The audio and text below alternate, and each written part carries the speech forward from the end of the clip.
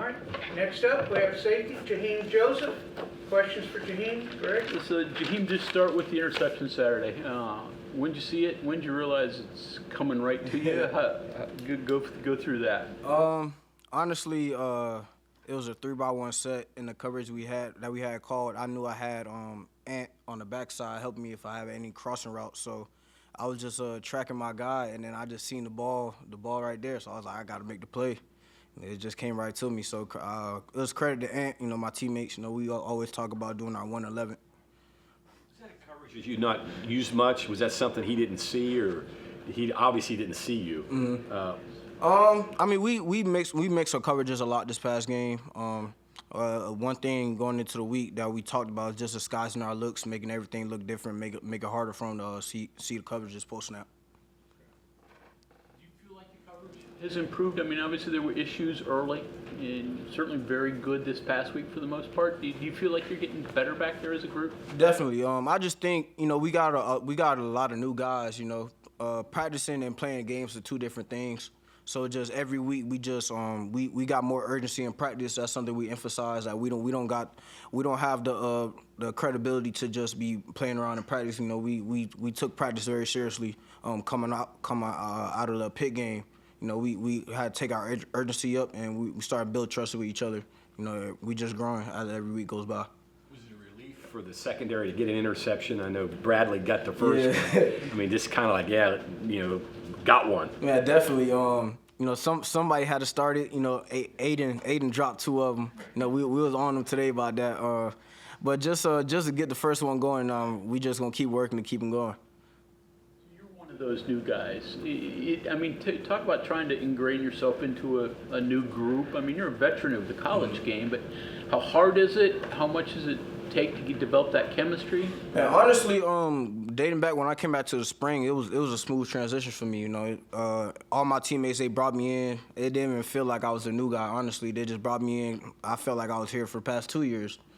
Just a credit to my teammates, the coaches, and the culture we got here. Are you more comfortable now, though, that you've got 5 games under your belt in the system? Definitely. Like I said, practice and games are two different things. You got to get used to playing with new people. It's just a constant growth and constant strive for improvement. So what's Iowa State bring? I don't know if you've gotten too deep into the scouting. I haven't. I watched a little bit of them on the way back on the plane when I was watching Baylor. I probably started watching more than today, and I don't really have an answer for you. Obviously, they're a ranked opponent, undefeated. It's a challenge that's going to be here Saturday, and we're going to be excited for it. Expand on the part about getting to know people and getting comfortable with your teammates. I mean, we watch the teams, and rosters change so much now. Explain that process a little bit. Man, I think it honestly comes from outside of practice, outside of workouts. You just gotta even in the locker room, just building a relationship with guys. That's definitely a part of me personally that I want to grow at. Because I'm naturally a laid back person, quiet person. So when I came here, I challenged myself I got to start being more open, start talking to people, just building better relationships. Because the closer you are as a team, the better you perform. Speak up, I guess. Yeah, definitely. On the field. Definitely, that's another thing. For me, I feel like once I build a relationship with guys, that's how we'll know what buttons to click, know what buttons to push them. So it comes with confidence and growth. How tough was that for you to become a more vocal person, become less laid back, a little bit more kind of outgoing? It took a little bit of time, honestly. To the spring ball, that was I just wanted to get to know everybody, just understand who people are. But into camp, that was one thing I focused on, just being more vocal, just talking to more guys, because I built that relationship with more people. Is there any confusion when you go from one system to the other, that sometimes you do techniques you were taught in the other system that are different than the way they teach you here? Walk me through that a little bit. Man, honestly, spring ball was probably the hardest one for me, honestly, because I was in the same system for 4 years, so it's kind of like natural body movement to do the past things. But man, Shadon does a great job week in, week out, just being on top of everybody about their technique, about the fundamentals, about just doing what we're taught to do. So I just credit to him for always holding me accountable to everything. In the secondary as a group, were you guys aware and hearing kind of what has been said during the hiccups earlier this season, and was Man. that more motivation, and how do you feel now? I mean, people say we don't look into it, but me personally, like, I see it all. Like, I take it as a grain of salt, honestly, because, you know, me being a fan myself of, like, the Dolphins, you know, I'll talk a little crazy about the Dolphins sometimes too, but, you know, it's just like Coach Leslie say, you know, Coach Brown always tells us, man, it's all about the people in this building. You know, we're not worried about the outside noise. We just got to attack every day, every opportunity we get, and just prepare to go 1-0 every week. Sounds kind of simple, but can it be a little complex too? I mean, you got to make sure you get back to your spot, know where you're dropping. You're, you know, kind of on your own, maybe Yeah. doing something to hide things. Is that a little bit of a concern?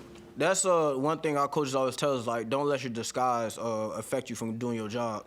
So it's kind of like you got to put a little bit of work into it, but you got to understand the play call and just get to your work.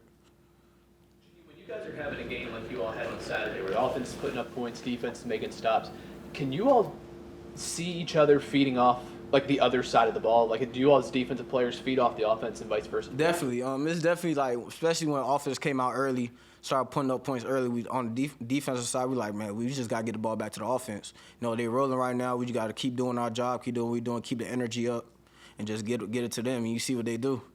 You know where you only defended 45 plays last week? Nah. That's a low number. I mean, it's a lot easier to play defense. You only get to defend 45 of them, right? Definitely, man. It's a credit to all 11 guys that's out there, everybody involved. You know, we probably had one of our best weeks of practice going into that game last week. You know, it started in practice. We got to take every opportunity we get and go 1-0. It don't matter if it's an individual rep, a group rep. You know, it doesn't matter. Every rep is important. What was so special about practice last week that made it so good for you guys? Man, we got a standard. You know, like I said, after the Pitt game, you know, we met as a group. It was like, what we're doing in practice is just not good enough. And knowing the potential of our team and showing the spurts, in practice, we got to be consistent and always keep that high standard no matter what it is. I know it's only Monday, but do you know anything about the Iowa State's offense this year, about Rocco and what he's doing at QB and kind of his ascension and what to expect out of it? Honestly, I haven't really gotten deep into it. I just know they're ranked opponent. They're undefeated. You know, we play them at night. It's a big time game. Fox. You know, last time it was on Fox, it wasn't the performance we wanted to show. So it's just a new challenge, a new week, and we gotta prepare. First night game for you here, but what is it about night games that gets players jacked Yeah, up? it's different. It kind of reminds me, you know, high school for real. You know, Friday night lights. Everything is different at night. You know, the intensity just goes up. You know, sometimes night games it's a longer wait. It's more anticipated. Like you just waiting to play. You know, but night games is always different. I love night games.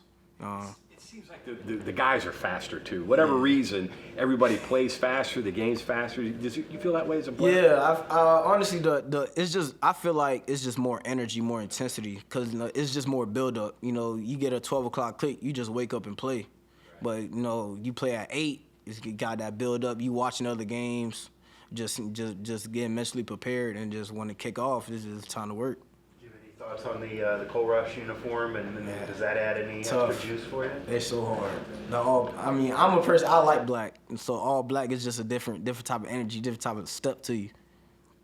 How do you spend the day when it's an 8 o'clock game? That's a long time to wait. I'll probably wake up, don't even try to look at any football yet, just try to just get emotionally ready for the game. And as the day goes by, you know, I start going over my reminders, my tips. I start watching a little more film, take a peek at a couple of other games, you know, in between the breaks and meetings, and just start mentally preparing for the game later on. Backtrack for a second. You said you guys met as a defense after the Pitt game, just like what, before practice, after practice? Yeah, it was after I think on Monday practice. You know, Pitt. It was a hard loss to take. Honestly, probably one of the worst losses I took in my life. You know, being up by 10 with like 5 minutes left. So like we knew we weren't playing up to our standard, so we had to come together. You know, no coaches, just players, and like we had to talk to each other. Like if we want to do what we want to do and go where we want to go, we gotta pick up the intensity in practice. You mentioned just familiarity and comfort back there in the back end, right? How does that affect the football? Like, what are you doing better, differently in the secondary because you're more familiar, more confident? It's just more trust. Like you just know, being close to each other, that comes with communication. you know, when you build trust with each other, you understand, like, I know for a fact I can depend on him. He's going to be in the spot where he needs to be. So now when they run this certain route or they run this certain concept, I know he's going to be doing this job, so I don't got to too much try to overcompensate and try to do something that's not part of my job. A meeting like the one after the pit game, how does that come about? Two guys talking, or? Man, we just came together. You know, we texting our group chat like we gotta meet together, and we just gotta, cause you know we was 1 and 2, and the team that we have that just wasn't up to our standard. We wasn't playing to our standard either, and we didn't want to accept what we was putting on tape. You know, so we had to come together and just talk to each other, and just remind ourselves of our goals and our standard. Who did the most talking in the meeting? Man, it was a lot of guys, a lot of veteran guys. TB, you know, Tyron Bradley, Josiah Trotter, Aubrey Burks. Like everybody had their time to speak. It wasn't like just a one person thing, because we got a lot of leaders on our defense. Any one thing that somebody said stand out in your mind? And we got to treat every day like it's a game. It's just Or was there maybe a guy got up there that like blew Tarski and said, you know, was it one of those deals, or was it a serious deal? I just feel like we all had a good idea of what we needed to talk about. It wasn't like nothing like nobody screaming or anything. Like we all knew what we had to do, and we just take accountability. Were the people just straight up saying what needed to be said, Yeah. not beating around the bush? Yeah, definitely. I honestly, the relationship we built with each other, like, it's just, we always gonna be real with each other, you know, be blunt, because it's this or that. At the end of the day, like, we gonna win or we gonna lose. Did you say anything in that meeting? Because we talked earlier about you now being more of a vocal leader, but it's not natural for you. Did you speak up there? Not necessarily, honestly. I just wanted, because I honestly knew what the meeting was going to be about, and I knew what needed to be said. And like I said, we got a bunch of great leaders, and they just take it from there. Sometimes those meetings can be, you know, contrived or not genuine. Obviously, this one you guys took it to heart, right? Yes, sir. Definitely, because at the end of the day, you know, the coaches can only do so much. We the guys out there, so we got to execute. We got to make the plays. Observation, it seems like corner safeties, you guys are playing the ball better in the air when you see it now. Is that right? And then where does that come from if that is right? And confidence. You know, Coach Leslie always told us, like, we ain't got nothing to worry about. Just go out there and play fast. You know, if we all good enough players to be on this stage, you know, so we just got to play with confidence and play fast.